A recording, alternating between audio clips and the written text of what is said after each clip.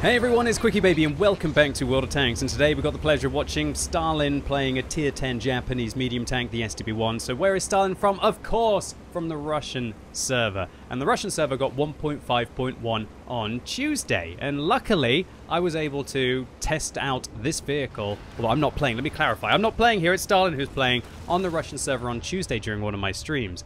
And yeah, the gist of it is that the STB-1 is significantly changed. I've already talked about this on this channel. I did a whole dedicated video to it. The main reason why I wanted to showcase the STB-1 here, apart from giving another show of the different capabilities of this vehicle now in 1.5.1, but more importantly, Kharkiv is back, baby. This is the Ukrainian map that was removed from the game in 1.0, nearly said 1.5. No, that was the last patch. It was removed quite a while ago now. So we haven't actually seen this tank for over a year. I think it's about 15 months since we managed to play on Kharkiv. Now, the map has significantly changed. I'll try and highlight a little bit more of that later on as we go around. But one thing that actually spoilers, I'll highlight it as we go around. I want to kind of like jump in and tell you all about this map. But this is a long one. So kick back, relax, and we're going to have a good time here in this monster carry or monster heartbreak that Stalin's going to have. You'll have to see whether I'm joking around here or not. Alright, so the STB-1 significantly changed. I'll just give you the gist of it if you haven't watched my previous video.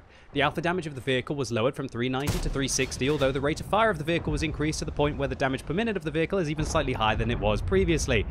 Shall I just speak that fast the whole time? Probably not. I wonder what the subtitles look like when I'm actually trying to speak that fast. Alright, other things about the vehicle is that the gun handling was substantially enhanced in this patch 1.5.1, although the accuracy was slightly downgraded to 0.37, which makes it one of the least accurate tier 10 medium tanks in the game.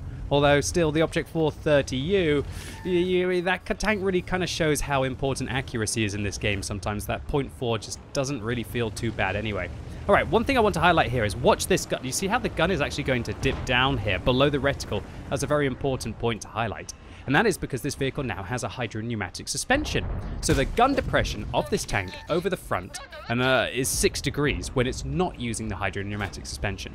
However, when it is, this goes up to 12 degrees of gun depression, although this is right over the front of the vehicle, as Stalin will be demonstrating later on in this replay. One thing that's incredibly awkward about the STB-1 now, and I managed to play this tank on the Russian server on Tuesday on 1.5.1, is that it now has 6 degrees of gun elevation. It's absolutely horrific. Of course, you can use the hydropneumatic suspension to increase this to about 12 degrees by tilting your tank upwards if you're completely stationary. But wow, I had so many moments on my Tuesday play where I had these just awkward situations where I wanted to shoot at something while I'm moving forward to try and maybe get away from it having the high ground, right? And I couldn't because the 6 degrees of elevation on the vehicle just really held the tank back. Also, the depression, that's 6 degrees, unless you're using the hydropneumatic suspension of the vehicle, does feel rather awkward as well. Now, you can tell when the hydropneumatic suspension is working because you have an icon on the screen right here that pops up, and that's when the tank is going slow enough. It looks like it's about 15 kilometers an hour, although we'll have to take a look. No, it looks like it's about 20 actually. If the vehicle goes faster than 20, we'll have to... I actually want to watch this. Okay. Yeah, looks like it's 20. So if the vehicle is going faster than 20 kilometers an hour, forwards or backwards, and that's because the reverse speed of this tank was increased to 25 kilometers an hour, that means that you can no longer elevate and depress the back of the vehicle, and so you're stuck with that 6 degrees of depression and elevation. And so the tank feels a little bit awkward with regards to that. But there are a couple of things that really do not feel awkward about this tank, and that is that this rate of fire is just tremendous now. We are talking about an 8.45 rounds a minute rate of fire with 360 alpha damage. That's really starting to compete, if not even better than vehicles like the Object 140. Because 360 alpha is so much more reliable for taking the tracks off your opponent than something like 320 on those tier 10 Soviet medium tanks. And so I think this vehicle is going to be a bit of a specialist, a bit of a close quarters brawling specialist. That's not to say that 12 degrees of gun depression doesn't mean that it won't succeed on a ridgeline. And now that the vehicle has much enhanced turret armor, we're talking about 222 millimeters of well-angled turret armor, this thing's a bit of a beast really.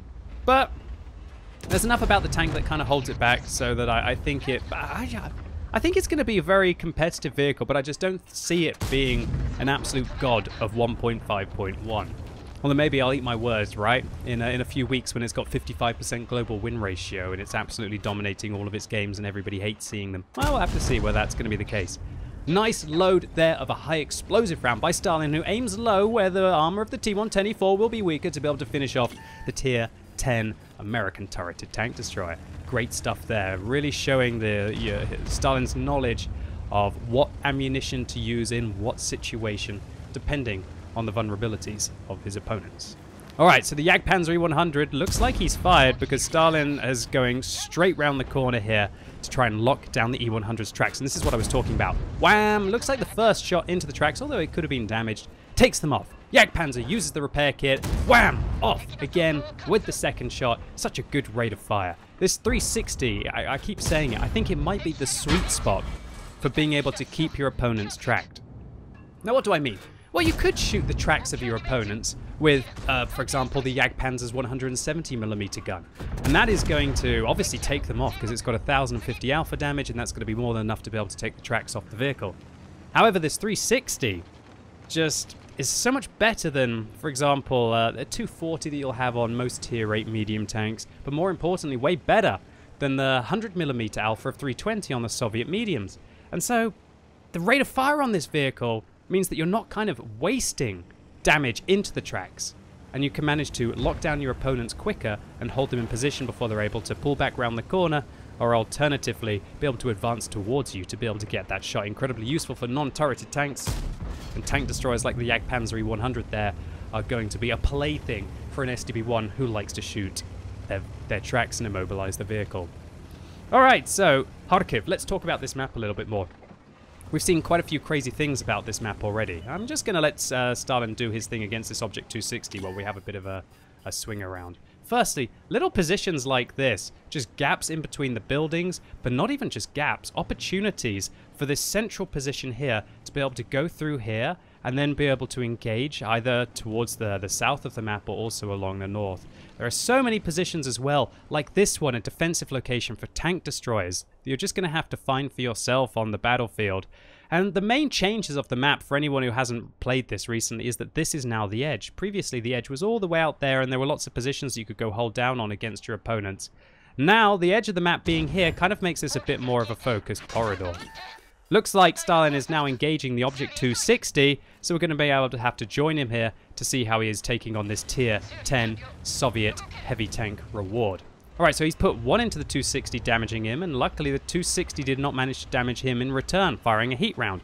Now the 260 should really be loading armor-piercing rounds here, because if he loads armor-piercing rounds, he can overmatch the side of the SDB-1's armor, because the side of the armor is still 35mm.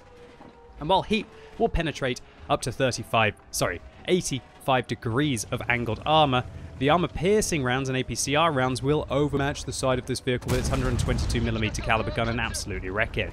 Alright, lovely stuff there. And I think that Stalin was actually a little bit confused as to, I think he thought the Object 260 fired. But in fact, that was actually the Jagdpanzer E100 behind Stalin, firing a high explosive round that tricked him into thinking the 260 would be there. Well, the 260 had fired, so he'd be able to get some good shots in. Bit of a choke there by Stalin, to be honest with you, to lose. That's actually a lot of hit points. He lost 800 hit points there against the Object 260, and that could be crucial when you're in these kind of 2 versus 4 situations. So this map just absolutely changed by the fact that Wargaming have moved it over. Previously it extended further towards the east of the map. Now there's this whole playground on the western part of the map that we're going to be dabbling a little bit in later on. Well, that's if Stalin manages to get the interrupt here, because he's got 30 seconds to try and find the cheeky tank that's in the cap circle. And talking about cheeky tanks, the FE215B183 on the enemy team shuts down the Jagdpanzer E100 without even being spotted. Alright, 20 seconds left on the game. How is the SDB-1 going to handle this situation? What's Stalin going to do? Is he going to try and use the ridgeline? Is he going to try and use his gun depression? He's coming around the corner. His sixth sense doesn't go off yet. His sixth sense, there it does! The AMX 13105 actually bounces around there off the SDB-1. Maybe that one went off the turret. Actually, it looks like it went right down off the mantlet there. Very fortunate to not die to the Tier 10 French light tank. But now Stalin has changed his 1 versus 4 situation into a 1 versus 3. Great stuff to shut down the AMX 13105 there. And I'll tell you what, Stalin was also very lucky to be able to kill him in a single shot. He had 415 hit points. He has 360 alpha damage in the SDB-1. That is like a plus 15% roll. Incredibly lucky there to be able to not only ricochet the shell, but also to be able to roll high enough with the now diminished 360 alpha damage of this tank to be able to finish off the tier 10 French light tank. Alright, so now we get to explore the western part of Kharkiv. And as you can see, the whole map here now extends down this playing field, which I really feel it's like a, kind of like a, almost like a Prokhorovka in a way. A Prokhorovka with a little bit more height.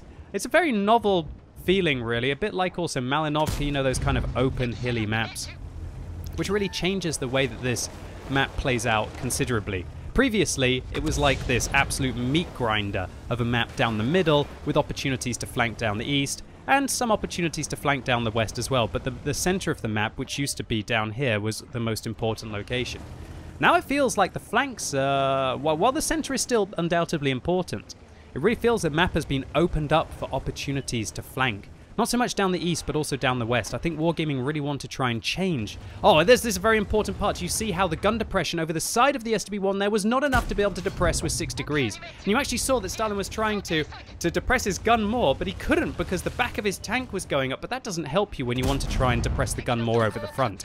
Alright, so Stalin puts one into the Bat Chanion 15558, and you see he actually had to turn his vehicle slightly towards the GWE 100 there to be able to get the gun depression to be able to finish off the tier 10 German self-propelled gun. Outrageous. This tank is incredibly awkward, having to not only think about turning your turret towards your opponents, but also your hull towards them to be able to depress to be able to depress your gun, but then elevate the back of your tank to be able to increase your gun depression as well. But maybe I'd probably take a few weeks to be able to get used to it, but once you've got yourself in that mindset, I think you should be okay. Somebody who certainly isn't okay is the Batchat 15558 on the enemy team, who is shut down hard, and Stalin picks up a Radley Walters medal for 8 kills, killing over half of the enemy team. But it doesn't matter if you've killed over half of the enemy team, if there's still one tank remaining at the end of the battle.